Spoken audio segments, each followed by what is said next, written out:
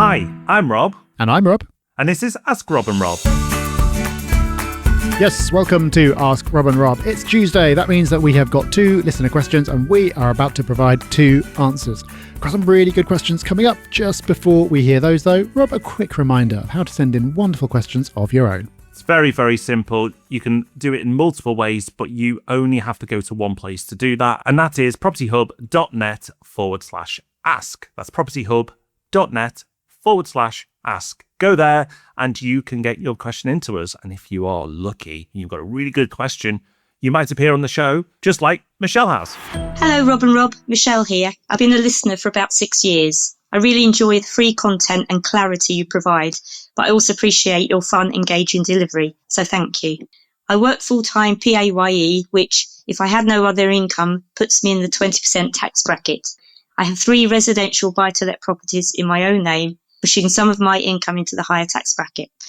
I'm considering buying a 4th property and, depending on advice, may do this through a limited company. I currently submit my own annual tax returns, and I'm aware that I'm possibly not making the most of any potential legal tax efficiencies. Because my property income is below the making tax digital threshold for its start this year, I won't need to get involved with this yet, though I will need to in a year or 2.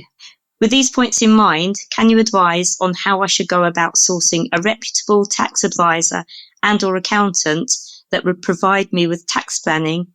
Michelle, listening for 6 years. Thank you so much. Really appreciate you being with us for such a long time. Let's see if we can help you out with an answer. I would say the first thing is to do what you actually did at the end of your question, which is separate out tax advisor from accountant. So they can be the same thing, but they're not always. You need to be clear what it is that you're looking for. And I think you'd get value from both. So an accountant generally is going to file your returns and keep you compliant. This is the kind of thing that you've been doing yourself up till now. If you've got properties that are owned personally or in a partnership, you can do it yourself. It's not as painful as it is with a limited company. But I would say if you're working full time and you've got a few properties on the go, you've probably got more fun things to do with the time that's left over. And at that kind of level, I would expect an accountant to be able to save you more than they're charging you by spotting opportunities for optimizing things that you wouldn't have noticed yourself. You're probably not claiming reliefs and putting through expenses that you could do if you were made aware of them. So that's one thing. A tax advisor, of course, advises you on tax. And this is another piece that you really need at the moment, making that decision about whether to get your next property in a limited company. It is a big decision, and a tax advisor won't be able to give you a firm answer because only you know your future plans. So I'd say give some thought to your future plans and then speak to a tax advisor. We've actually got a free list of questions to ask yourself before you speak to a tax advisor. You can find that by going to propertyhub.net/tools. How do you find them though? Well, it's not easy. Most are not specialised in property, but there is a hierarchy of moves you can make. The best, of course, is always getting a referral from someone else who is also a property investor. Far and away the best way of finding someone. Second place is probably finding someone who is sharing their knowledge in public, showing that they know what they're talking about. And if it's on a podcast like ours or in a video, then you can tell if you like their style and if you're likely to get on with them. That's probably the second best way. And then the third best, an extension of that, people who are sharing their knowledge in other forms, like on online forums.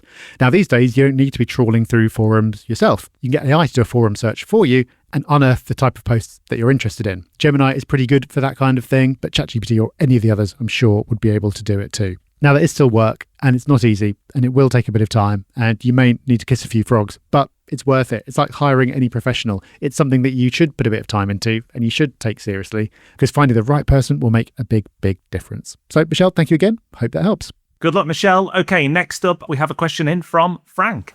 Hello, Rob and Rob. It's Frank here from Belfast. I love this show and I've learnt lots. I'm very much thinking about a limited company. However, there are very few lenders to limited companies in Northern Ireland. It's more expensive, more complex, and of course there's a loss of privacy. So what I'm trying to do is keep my salary plus rental income below the 40% tax rate. Do you think that's a strategy in itself? Thank you. Frank, you'll be pleased to hear I'm very knowledgeable on mortgages in Northern Ireland. No, I'm not actually, Frank. I'm going to be honest that I couldn't help you at all with that. But I think general advice will serve you very well. But we've had a version of this question before where people have tried to do the same in England. And our advice there is this is a very short-term strategy that will not pay off medium or long term. To try and compress your income to stay under that band, especially as you build a portfolio, it's only a matter of time before you go over that limit.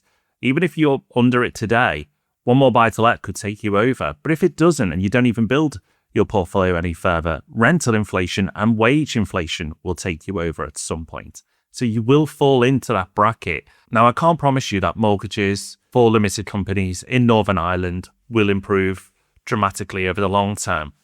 But while I can't promise, I do feel confident that it will, because that's what we've seen in England, Wales and Scotland, is that first, as it was a immature market, the rates were very high, there wasn't a lot of competition, and because of all that, it was priced in, and it made it very hard at the beginning to make it work. And over time, more players have come into the market. There's far, far more lenders, many multiple times more in terms of products available now than there was when the changes were first made. Now, I know the changes have been in place for a while in Northern Ireland as well, but I think it may just be behind the curve, and it may never catch up to how competitive it is over here, but I do think it will improve in time. Improve enough to make it really attractive for you?